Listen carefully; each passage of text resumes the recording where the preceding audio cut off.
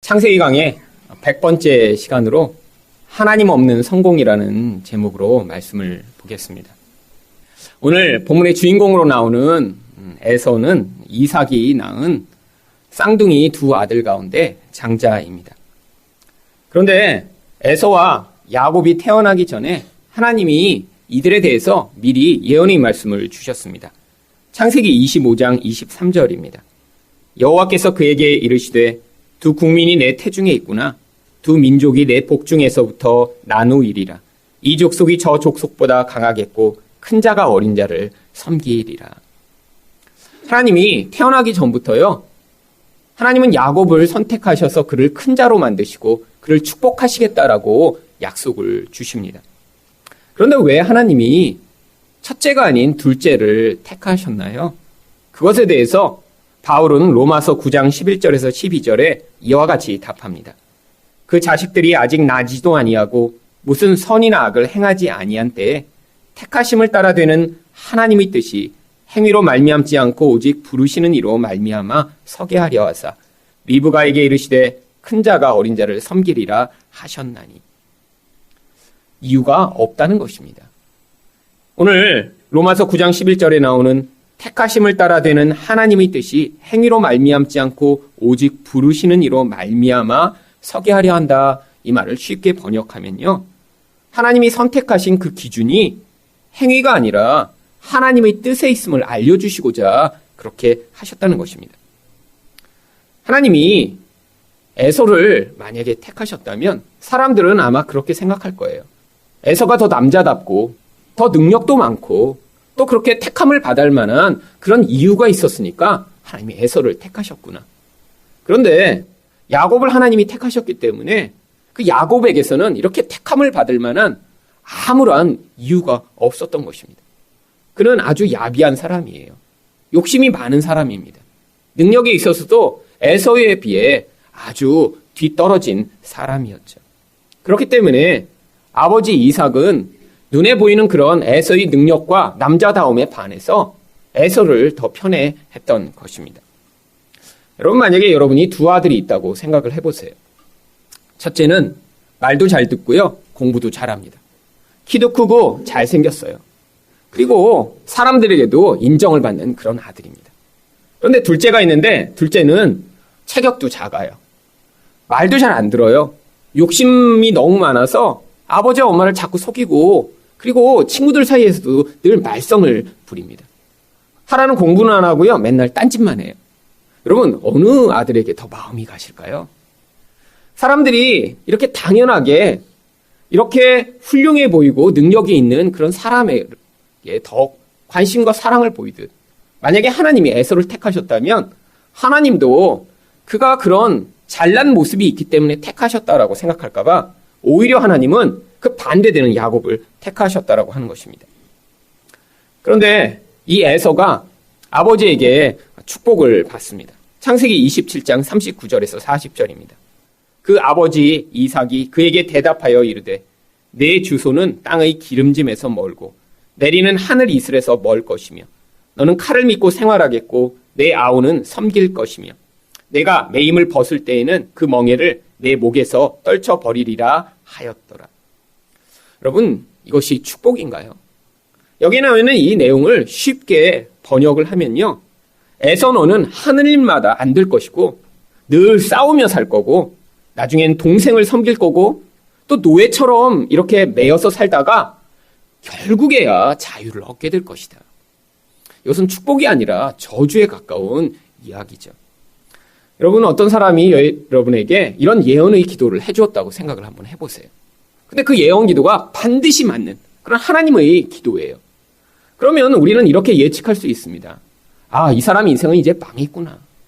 아주 가난하게 살게 되겠구나. 하는 일마다 안 되고 비참한 인생을 살게 되겠구나. 여러분, 그런데 그와는 정반대의 모습이 오늘 창세기 36장에 그려지고 있습니다. 이런 기도를 받았으며 하나님조차도 야곱을 택하시고 이 에서를 버리셨다라고 성경은 이야기하고 있는데요. 오늘 본문에서 이 에서는요, 아주 승승장구합니다. 그의 자녀들 가운데 족장이 나오고요, 왕들이 나와요. 자기의 영역을 이루고요, 거기에서 아주 부유하게 잘 삽니다. 반대로 야곱은 어떠했나요? 자기 집을 버리고 바단 아람이라는 곳까지 도망을 해서요. 아주 교활하고 욕심이 많은 라반 밑에서 20여 년이나 죽게 고생을 합니다. 겨우 탈출해서 왔는데요. 딸 디나가 강간을 당하고요. 그 일을 해결하려고 야곱의 아들들이 세겜 족속을 몰살했다가 결국 거기에서 또 도망치는 일을 당합니다. 그렇게 하나님께 돌이켜 도망쳐 나왔더니요. 그때부터 일이 잘 풀리는 게 아니라요. 주변에 사랑하는 사람들이 이렇게 죽기 시작합니다. 가장 사랑하는 라헬을 잃어버리고 자기 아들은 자기 아내와 가늠을 해서 결국 그 아들을 아들로서 여길 수 없는 상황이 발생하고요. 그 이후에는 또 어떻게 됐죠? 자기 가장 사랑하는 요셉을 자기 아들들이 속여서 팔아먹는 그런 비참한 일이 벌어집니다. 그리고 그 기근이 너무 심해서 그 땅에 더 이상 살지 못하게 되고요. 그래서 애굽에 이주를 했더니요. 그 이후에 그 후손들은 이 애굽 왕의 노예가 되어 430여 년이나 거기서 아주 비참한 인생을 살게 돼요. 여러분, 이게 축복받은 자들의 인생인가요? 아니, 오히려 축복을 안 받고 오히려 저주를 받은 것 같은 이 에서의 인생이 훨씬 더 좋아 보이지 않으세요? 여러분, 성경이 우리의 이 시각과 잘못된 관점을 깨트려주기 위해 이렇게 긴 이 에서에 대한 이야기를 여기에 기록하고 있는 것입니다. 우리는 축복을 받았으면 우리 삶에서 그 결과가 나타나야 된다고 생각을 해요. 여러분, 그런데 예수 믿는 자, 복을 받았다라고 하는 이 하나님의 백성들의 일생 가운데 남들이 볼 때는요, 비참해 보이고 더 많은 고통을 겪는 것 같고요. 일어나지 않는 일들을 당하는 것 같은 그런 상황을 지날 때가 아주 많이 있습니다. 그런데 그것이 꼭 잘못된 것이 아니라는 것입니다. 세상에서 이렇게 성공하고 세상에서 남들이 볼 때 부러워할 만한 그런 삶을 살고 있더라도요. 그것이 하나님의 복과 관계없는 삶일 수 있다는 것을 이 에서의 인생을 통해 하나님이 설명하시고자 한 것이죠. 그렇다면 이 에서는 어떤 것을 우리에게 보여주고자 하는 것인가요? 하나님 없이 성공하는 삶이 무엇인가를 보여주고자 한 모형입니다. 그렇다면 하나님 없는 성공은 어떤 모습인가요? 첫 번째로 세속적 욕망으로 타락하게 됩니다. 이 에서가 이런 욕망에 매여 점점 타락하는 인생을 살게 되었으면 그의 결혼 생활을 보면 알 수 있습니다. 에서는 원래 창세기 26장 34절에서 그가 40살이 되었을 때 2명의 여인과 결혼을 합니다. 에서가 40세에 헷 족속 부엘의 딸 유딧과 헷 족속 엘론의 딸 바스맛을 아내로 맞이하였더니. 여러분, 왜 성경이 이렇게 에서가 2여인과 동시에 결혼했다고 기록하고 있는 것인가요? 에서가 얼마나 잘난 인간인가를 보여주고자 하는 것입니다. 여러분, 잘나지 않으면요, 이렇게 2 여자를 사귀는 게 불가능하죠. 아니, 사귀는 거는 사귈 수 있다고 쳐요. 그런데 이 2 여자랑 이렇게 동시에 결혼을 할 수 있을까요? 이 여자들은 아마 경쟁이 치열했을 것입니다. 에서가 그들에게 이렇게 인기 있는 사람이었기 때문에요. 많은 사람들 가운데 에서도 그 둘 중에 어느 하나를 버릴 수가 없었던 거예요. 그래서 결혼을 했는데 이 여인들을 둘 다 무엇이라고 이야기합니까? 헷 족속이라고 이야기합니다. 하나님의 복과 관계없는, 그래서 족장들은 그 아내를 자기 동족에서 찾으려고 했던 그런 하나님의 뜻과 관계없이 저주받은 민족이라고 하는 가나안 족속의 여자들이에요. 이 여자들과 둘과 같이 결혼을 했더니요, 그 집안에서 무슨 문제가 발생합니까? 창세기 27장 46절입니다. 리브가가 이삭에게 이르되 내가 햇사람의 딸들로 말미암아 내 삶이 싫어졌거늘. 여기서 내 삶이 싫어지다를 원문을 번역하면 코에 냄새가 나서 견딜 수가 없다, 그런 뜻입니다.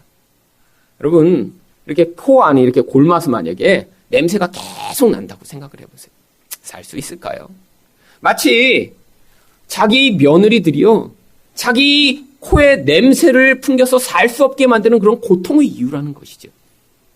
여러분, 에서가 이렇게 가정 안에 고통을 가져온 그런 이유가 무엇인가요? 이 헷 여인들은 하나님의 복과 관계없는 여자들이었기 때문입니다. 이 여자들이 와서 세상의 가치와 세상의 영향력을 미치면서요, 하나님의 가정 안에 분열을 야기하기 시작했던 것이죠. 그러니까 이 에서가요, 어머니를 기쁘게 해준다고 또 다른 결혼을 합니다. 창세기 28장 9절입니다. 이 에서가 이스마엘에게 가서 그 본처들 외에 아브라함의 아들 이스마엘의 딸이요 느바요스의 누이인 마할랏을 아내로 맞이하였더라. 그런데 이렇게 또 다른 여자를 얻어 결혼을 했다고 문제가 해결되나요? 그래서 오늘 본문에 보면요, 이 에서가 또 다른 결혼을 했음을 오늘 2절이 이렇게 이야기를 합니다. 에서가 가나안 여인 중 헷족속 엘론의 딸 아다와 히위 족속 시브온의 딸인 아나의 딸 오홀리바를 자기 아내로 맞이하고, 이미 아내가 3명이나 있었어요. 유딕과 바스맛, 이런 아내들이 있었어요. 근데 여기서 또다시 가나안 여인들 가운데요, 아다와 오홀리바를 또 아내로 맞이합니다. 여러분, 하나를 가졌는데요, 만족하지 못한 거예요. 아니, 선택이 이렇게 어려워서 하나가 아니라 둘을 동시에 선택해서 결혼을 했어요. 여러분, 이렇게 결정 장애를 가진 사람들 많이 있죠. 왜 결정이 이렇게 고민이 되나요? 너무 좋아 보이는 것 그 둘 다 가지고 싶어서 결정이 참 어려운 거예요. 중국집에 밥을 먹으러 갔는데 짜장면도 먹고 싶고 짬뽕도 먹고 싶을 때 고민이 되는 거죠. 세상에서는 이렇게 그래서 두 가지를 선택할 수 있습니다. 그래서 짬짜면이 나온 거예요. 그렇게 고민하는 사람들 고민 적게 하라고. 여러분은 인생에서 다 원하는 모든 것을 이렇게 다 가질 수 있나요? 좋아 보이는 모든 것을 다 2개씩 가질 수 있나요? 아닙니다. 여러분, 그런데 그렇게 해서 2개를 가졌어요. 여러분도 그런 고민하실 때 있죠? 이 차를 살까? 저 차를 살까? 왜 고민돼요? 다 좋아 보이니까요. 나쁘면요, 고민을 안 합니다. 다 가지고 싶으니까요. 이 백을 살까? 저 백을 살까? 사실은 다 가지고 싶죠. 그런데 우리는 우리 재력과 능력이 제한이 있으니까요, 하나밖에 선택을 못하는 것입니다. 여러분, 근데 그 하나를 선택하고 그래서 내가 그것을 가지면 그때부터 기쁨이 찾아오나요? 아니, 능력이 많아서 2개를 샀다고 생각해 보세요. 능력이 많아서 자동차도요, 2대를 샀어요. 능력이 많아서요, 그 백도요, 2개를 샀어요. 그러면 그때부터 기뻐지나요? 아니라는 것입니다. 바로 이 에서의 인생이 그렇다는 거예요.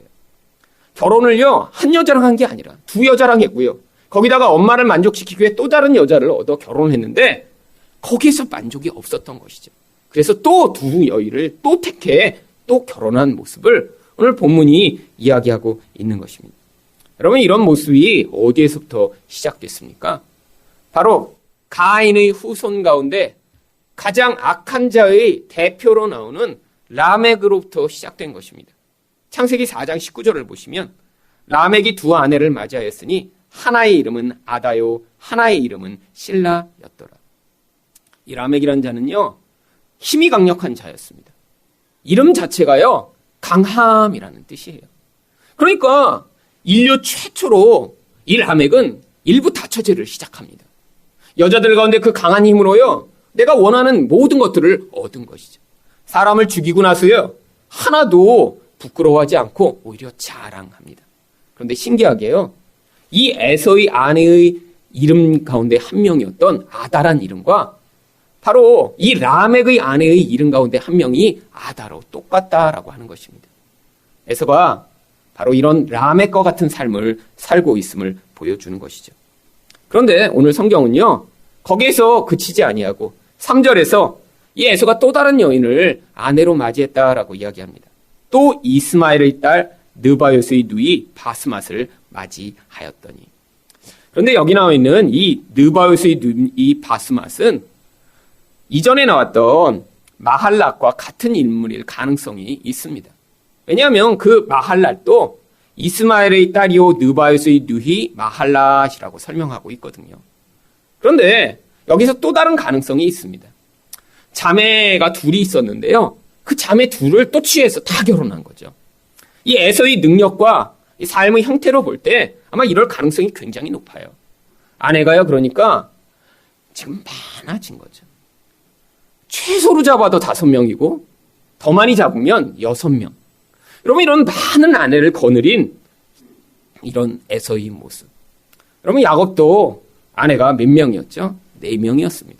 근데 야곱은요, 그 4명을 그런 욕망에 따라 결혼하다가 그렇게 4명이 된 게 아니라요, 자기는 어쩔 수 없는 불가항력적 상황 때문에 4명을 결혼하게 된 것입니다. 원래는 라헬 한 명만 결혼하고 싶었어요. 그런데 라반에게 속아서 레아까지 결혼했는데 이 아내들이 서로 싸우고 질투하다가 결국 아내가 이렇게 많이 늘어나게 된 것입니다. 에서가 이렇게 많은 아내를 얻은 것과는 다른 삶이었던 것이죠. 여러분, 이게 바로 세상 사람들이 하나님 없이 끊임없이 자기 욕망을 위해 살아가는 모습입니다. 만족이 없습니다. 더 많은 만족을 위해 더 강한 능력을 갖기를 원하고요. 더 많은 능력과 돈을 가지면 그것으로 더 많은 쾌락을 추구하다가 점점 영적으로 망해가는 모습이요. 성경은 그렇기 때문에 이 에서를 어떻게 평가하고 있냐면 히브리서 12장 16절에 음행하는 자와 곧 한 그릇 식문을 위하여 장자의 명분을 판 에서와 같이 망령된 자가 없도록 살피라라고 이야기합니다. 여러분, 에서를요 망령된 자라고 성경이 평가해요. 이 망령되다라는 이 평가를 영어 성경은 godless man이라고 번역을 합니다. 한국말로 번역을 하면요 하나님 없는 사람이라고 할 수 있겠죠. 여러분, 하나님 없는 사람의 대표가 이 에서가 된 것입니다. 그런데 성경에서는요 이렇게 하나님 없이 살아가는 자들, 결국 그래서 하나님 나라를 유업으로 얻을 수 없는 자들의 리스트를 신약성경의 여러 곳에서 이야기를 하는데요. 대표적으로 고린도전서 6장 9절 말씀을 보시죠. 불의한 자가 하나님의 나라를 유업으로 받지 못할 줄을 알지 못하느냐?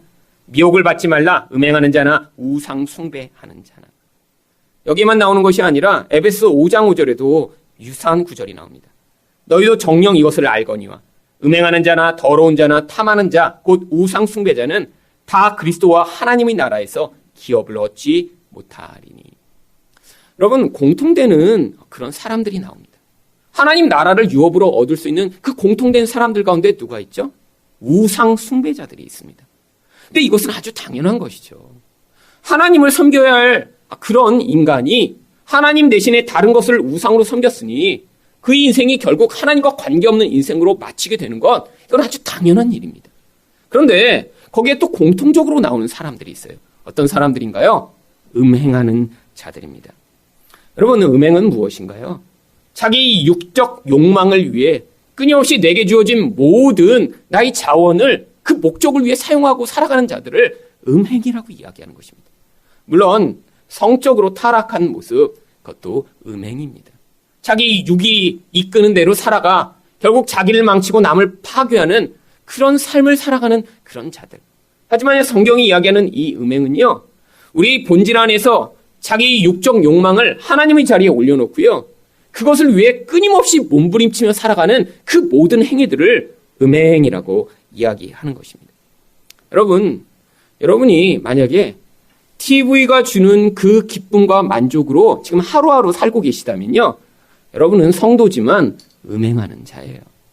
여러분, TV가 여러분의 삶의 목적이 돼서는 안 되는 것이죠. 여러분, 매주 맛있는 맛집을 찾아다니는 게 내가 이렇게 힘든 삶을 사는데 나에게 진정한 기쁨과 만족이 된다. 그래서 어떻게 하면 더 맛있는 것을 먹을까? 그 고민으로 매일 맛집을 검색하고 그래서 거기에 가서 평가하고 그것으로 기쁨을 삼고 있다. 이 사람도 지금 음행에 빠져 있는 것입니다.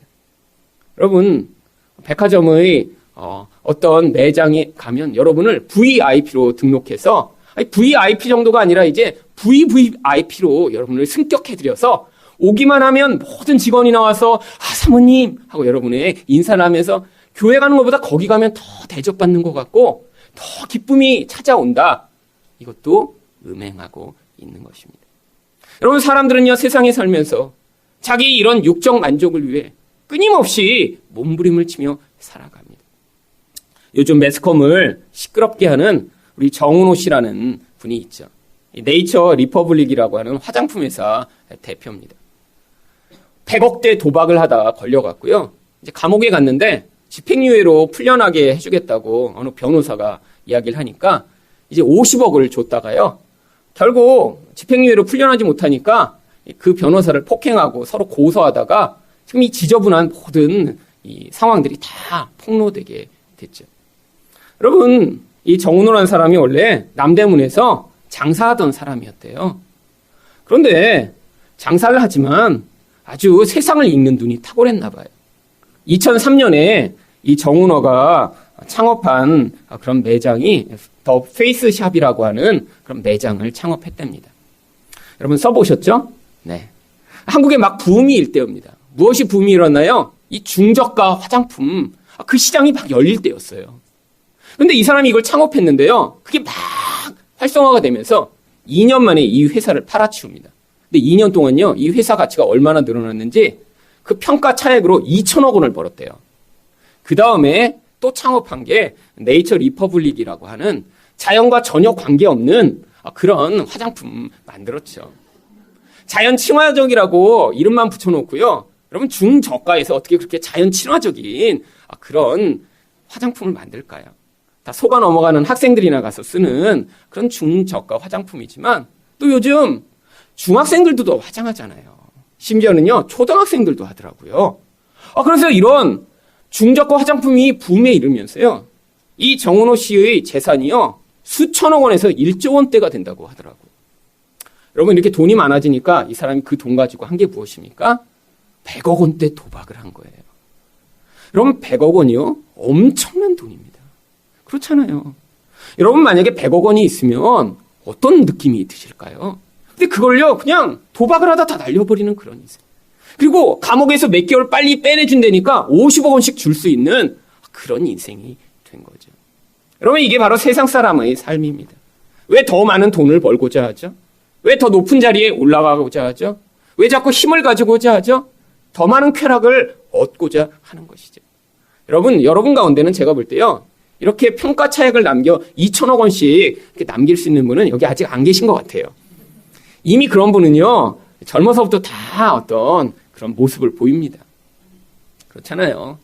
그런데 여러분도요. 그런 꿈은 꾸지 않겠죠. 언젠가 내가 화장품 회사를 창업해 2천억 원쯤 벌겠다. 아니에요. 조금 더 지금보다 돈을 많이 벌었으면 좋겠다.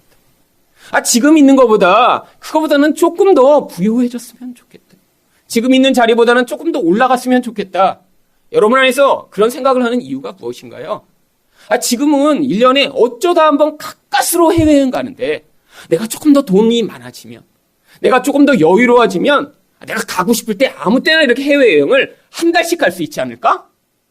만약에 그것이 여러분의 꿈이 되고 여러분의 인생의 목표가 된다면요.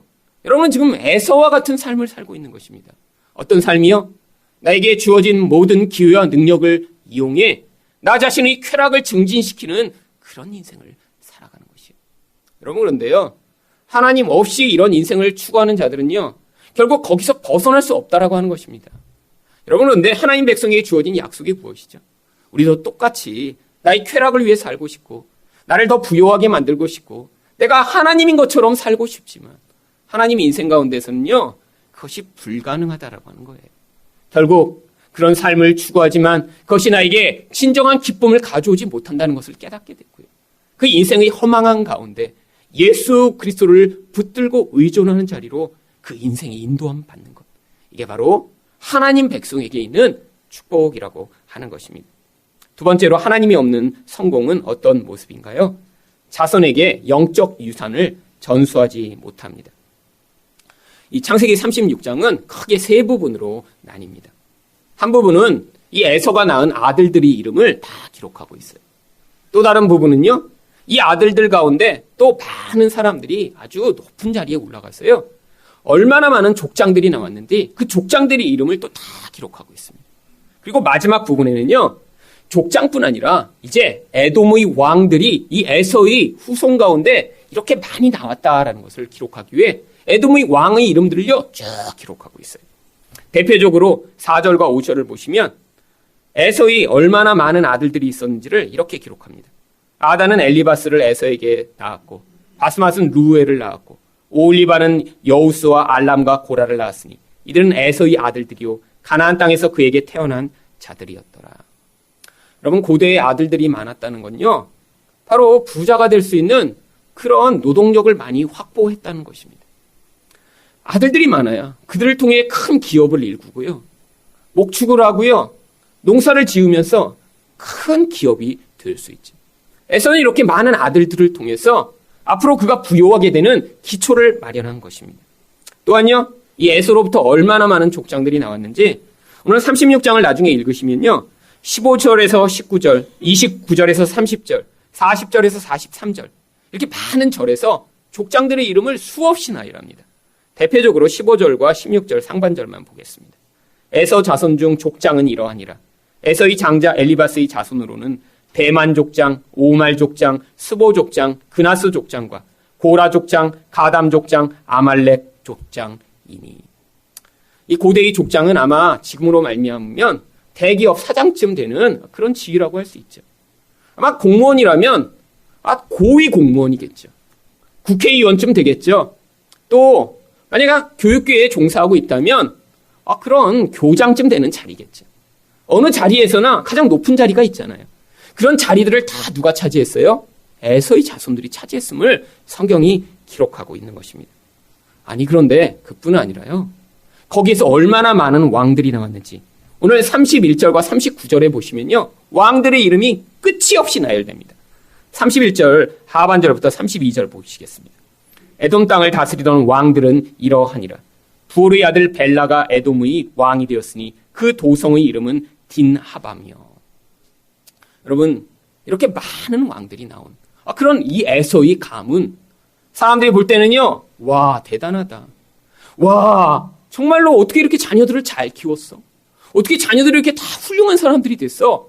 와 정말 놀랍다라고 이야기를 하겠죠. 여러분 그런데요. 이렇게 많은 자녀들 가운데 특징이 하나 있습니다. 이 자녀들 가운데 아무도 영적으로 하나님과 관계를 맺는 사람이 없었다라고 하는 것입니다. 여러분 여기 나와 있는 이 81명이나 되는 이름들의 뜻을 제가 다 조사해 보니까요.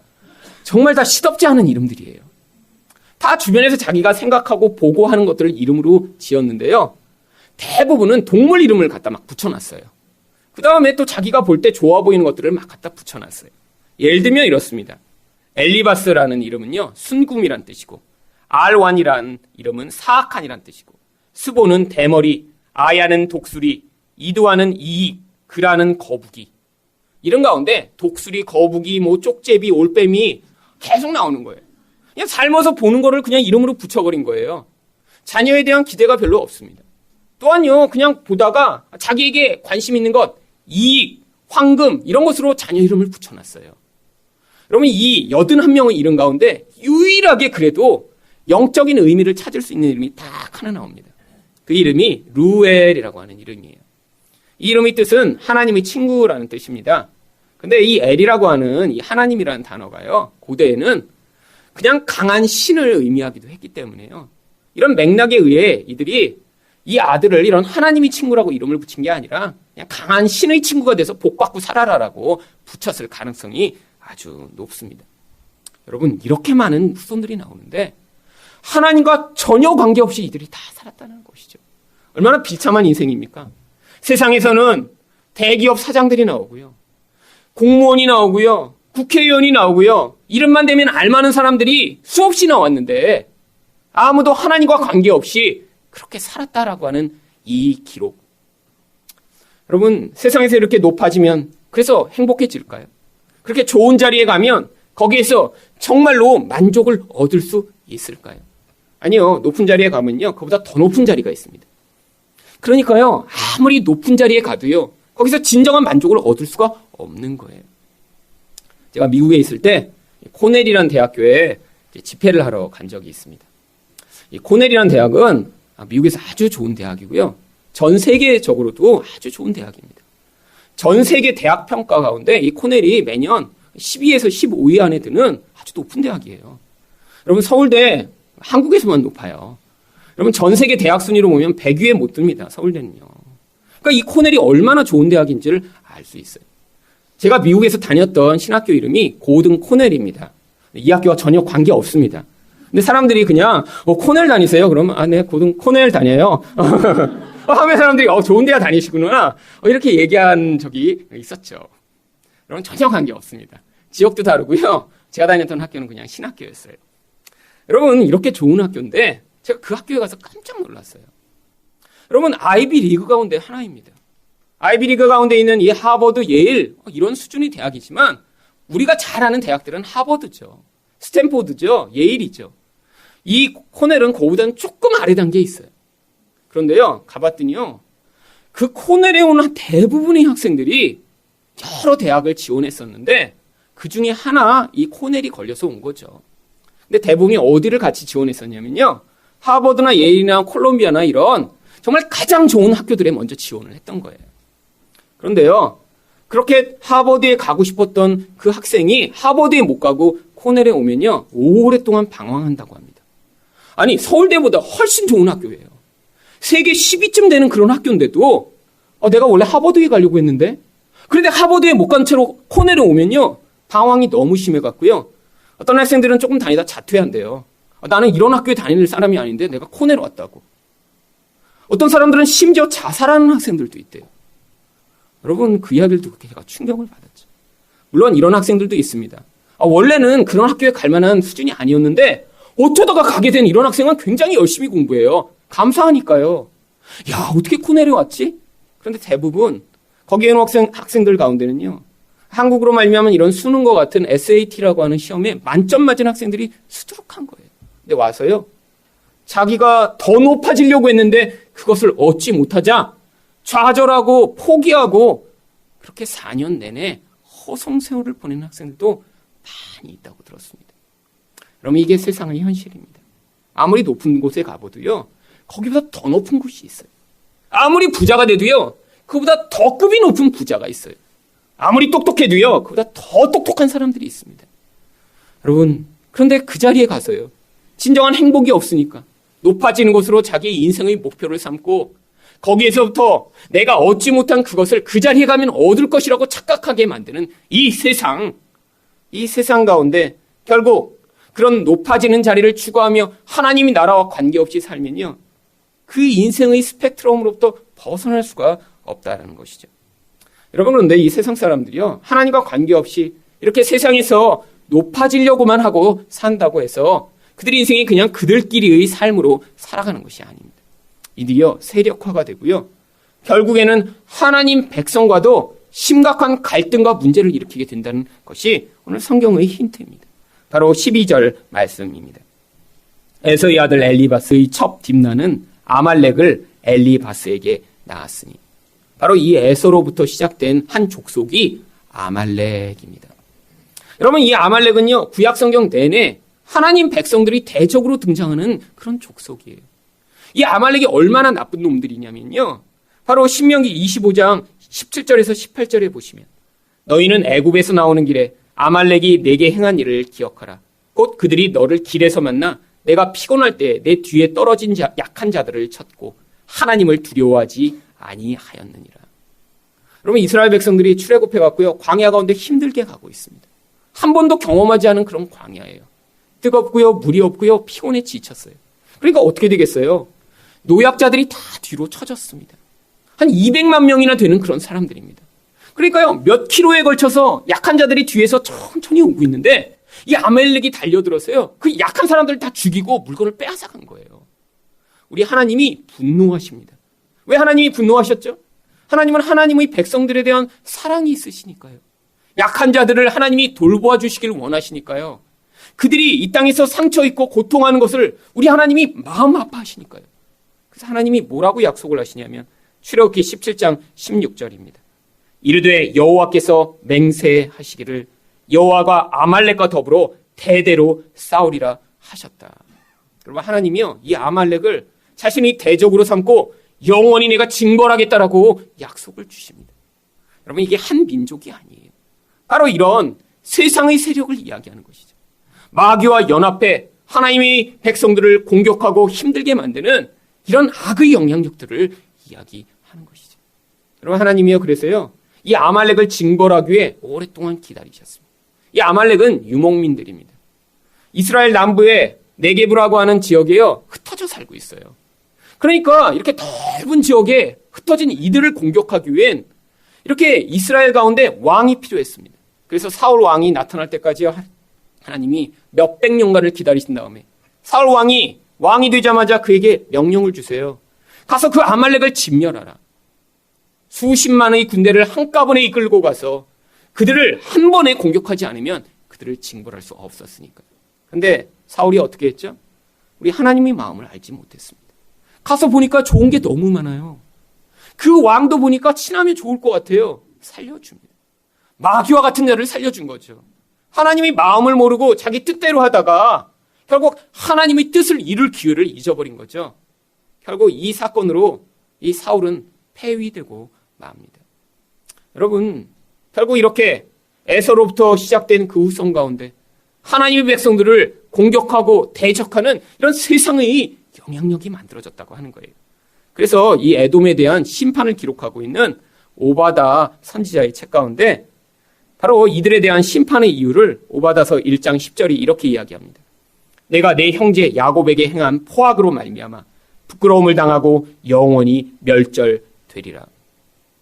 여러분, 바로 이 세상이 심판을 당하는 이유가 하나님의 백성들에 대한 이런 적대감과 이런 악한 태도 때문에 심판을 당하게 된다는 것이죠.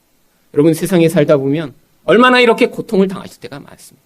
그런데요, 하나님이 그걸 갚아주시겠다고 하는 거예요. 이런 악을 가지고 우리를 공격하고 자기 욕망을 위해 파괴하는 인생을 살며 자기 지위를 가지고 그렇게 속이며 자기 이익을 취하는 이 모든 악의에 대해 우리 하나님이 반드시 심판하여 주실 것이며 그 모든 것을 하나님이 공의로 갚아주시겠다고 약속을 하고 있는 것입니다. 마지막으로 하나님 없는 성공은 어떤 모습인가요? 하나님 나라로부터 영원히 멀어집니다. 6절부터 8절까지 말씀을 보겠습니다. 에서가 자기 아내들과 자기 자녀들과 자기 집의 모든 사람과 자기 가축과 자기 모든 짐승과 자기가 가나안 땅에서 모은 모든 재물을 이끌고 그의 동생 야곱을 떠나 다른 곳으로 갔으니 두 사람의 소유가 풍부하여 함께 거주할 수 없음이러라. 그들이 거주하는 땅이 그들이 가축으로 말미암아 그들을 용납할 수 없었더라. 이에 에서 곧 에돔이 세일산에 거주하니라. 여기에 이렇게 묘사된 이 내용은 창세기 13장에 나오는 아브라함과 롯이 갈라서게 된 그 묘사와 거의 유사합니다. 그런데 차이점이 있습니다. 롯도 분명히 자기 욕망을 위해 소돔이라고 하는 그런 풍요해 보이는 곳을 찾아 떠났어요. 근데 그 소돔도 가나안 땅 안에 있었습니다. 나중에 문제가 발생합니다. 그 소돔 땅이 전쟁에 휩싸여요. 그러니까 아브라함이 가서 그 롯을 구해줄 수 있었어요. 나중엔 이 소돔이요 멸망에 처할 위기에 처합니다. 그러니까 그때는 이 아브라함이 이 롯을 위해 중보 기도함으로 하나님이 그를 구원해 주세요. 아브라함과 분리되긴 했지만요. 그래도 가나안 땅이 있었으니까요. 그런데요. 에서는 정반대의 선택을 합니다. 떠나는데요. 거기에 머문 것이 아니라요. 아예 이 가나안 땅과 관계없는 남쪽 멀리 떠나서 자기 왕국을 세일이라고 하는 곳에 새롭게 건축하기 시작한 것이죠. 그도 알았을 거예요. 가나안이 하나님의 백성들에게 약속한 땅이라는 것을. 하나님이 그것을 주시겠다고 그렇게 족장들에게 반복해서 말씀하셨던 것을요. 그런데요. 이런 영적으로 하나님과 관계가 없었기 때문에요. 하나님 말씀을 순종하고 따를 수 없었던 것입니다. 여러분, 이렇게 자기 능력과 자기 힘을 믿고 하나님과 관계없이 살아가는 태도를 무엇이라고 부르나요? 그것이 바로 교만입니다. 여러분, 그래서 이 에돔 족속에 대한 하나님의 심판을 기록하고 있는 오바다서는요. 이 에돔의 교만에 대해서 이렇게 설명합니다. 오바다서 1장 3절에서 4절 말씀입니다. 너희 마음의 교만이 너를 속였도다. 바위 틈에 거주하며 높은 곳에 사는 자여. 내가 마음에 이르기를 누가 능히 나를 땅에 끌어내리겠느냐 하니.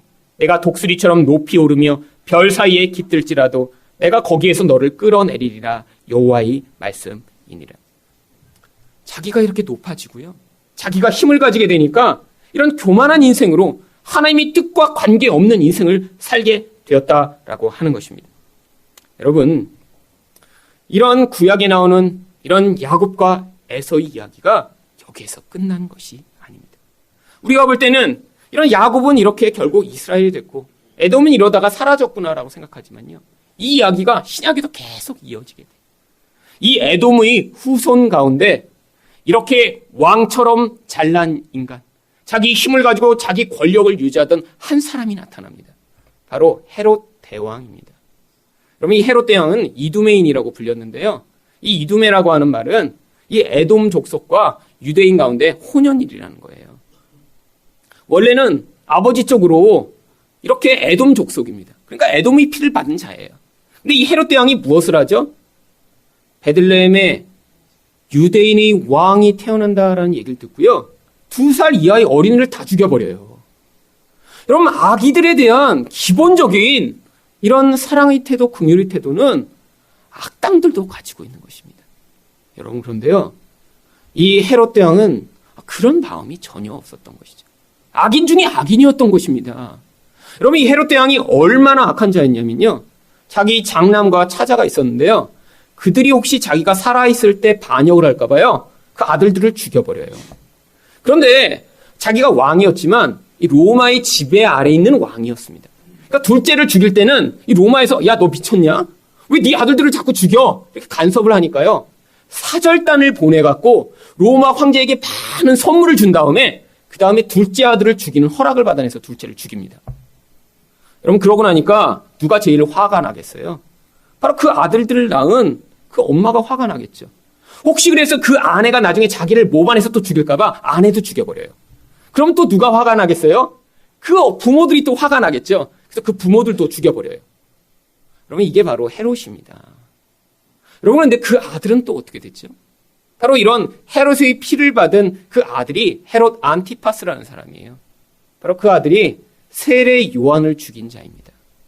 여러분, 이런 에돔 족속으로부터 말미암는 세상에서 자기 영광과 자기 힘을 위해 살아가는 자들의 인생이 어떤 것인가, 이런 헤롯을 통해 보여주고 있는 것이죠. 여러분, 야곱이 그 이후에 이렇게 자손들을 낳아 그 결국으로 신약에 누가 오게 됐죠?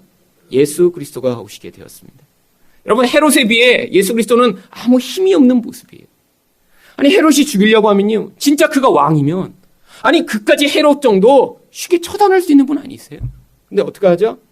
이집트로 도망을 가버립니다. 헤롯이 죽을 때까지 거기 사시다가 그리고요, 다시 오세요. 여러분, 예수님이 정말 왕처럼 이 땅에 사셨나요? 남들이 볼 때는요, 너무 약한 모습이었어요. 사람들에게 별로 흠모할 만한 모습이 없었습니다. 집안적으로도요, 그렇게 내세울 만한 것이 아무것도 없는 가문이었어요. 사람들이 그를 메시아라고 인정할 만한 그런 아무런 능력과 영광을 이 땅에선 가지지 못했습니다. 그런데 그분이 참 왕이며 참 복받은 자의 그런 모델로 우리 가운데 오신 거예요. 여러분, 그분이 어떻게 사셨나요? 그래서 그분은요, 이런 헤롯처럼 남을 죽이고 나의 이익을 취하기 위해 살지 않고요, 자기를 죽여 우리와 같은 무익한 자들, 헤롯이 되고 싶은 자들, 에서처럼 살고 싶은 자들을 구원해내신 거예요. 여러분, 그것이 바로 지금도 벌어지고 있는 일입니다. 여러분, 우리에게 하나님의 복이 주어졌는데요, 그렇다고 이 세상에서 우리를 하나님이 에서처럼 만들어주시지 않을 가능성이 높아요. 왜? 에서처럼 세상에서 너무나 그런 잘난 인생을 살게 되다가 하나님을 잃어버리게 되면 그것이 더 비참한 일이거든요. 그런데 여러분, 혹시 이 땅에 살면서 에서처럼 살아가는 자들을 부러워하고 계시진 않나요? 여러분보다 더 부유하니까, 여러분보다 더 높은 자리에 올라가 있으니까, 여러분보다 더 문제가 없는 것처럼 사는 것을 보면 여러분 마음에 갈등하고 계시지 않나요? 여러분, 아닙니다. 하나님 우리에게 진정한 복을 주셨어요. 그것을 믿음으로 받아들이며 내 삶에서 내가 원하는 그런 수준의 삶이 주어지지 않더라도, 내가 원하는 그런 세상에서의 영광이 주어지지 않더라도 지금 나에게 주신 그 자리 가운데 하나님 백성처럼 선택해 살아가는 그 삶이 진정한 복임을 오늘 이 창세기 36장을 통해 하나님이 말씀하시고 있는 것입니다.